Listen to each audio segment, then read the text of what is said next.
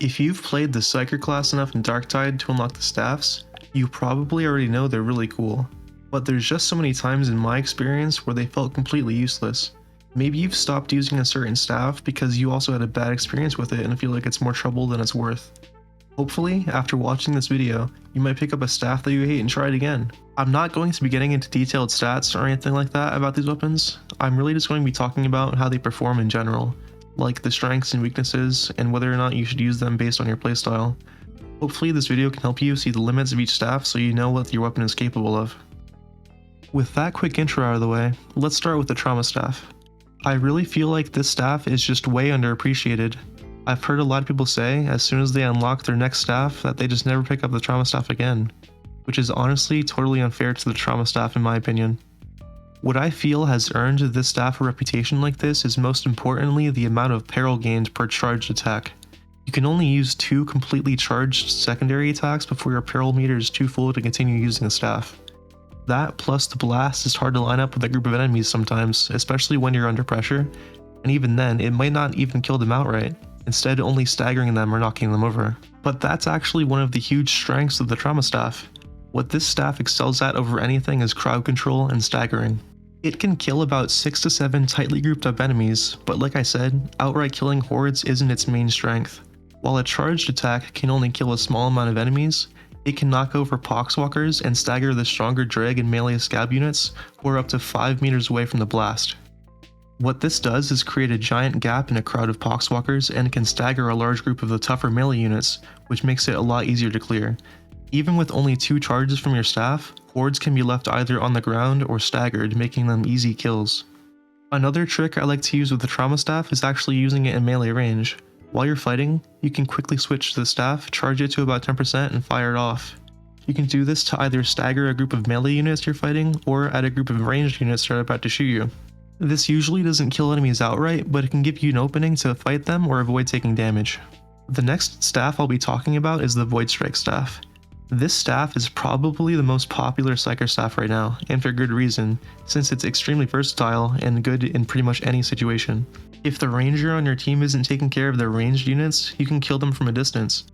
If the zealot isn't doing anything, you can fire charge shots into a horde and kill most of them, or you can quickly stagger elites and specials, except for mutants, for your team to finish off. Plus, even though you have all that staggering power, you can still do a ton of damage with your staff as well. Of the many advantages this staff brings, number 1, in my opinion, is the range and pinpoint accuracy of the secondary attack. You can hit a target up to 100 meters with this bad boy. Basically, if you have line of sight on the enemy, you can hit them. It's pretty much like you're firing a cannonball with no drop off directly from the center of your screen. Number 2, your charged shots go through enemies, so you can fire into hordes or groups of enemies and just completely annihilate them.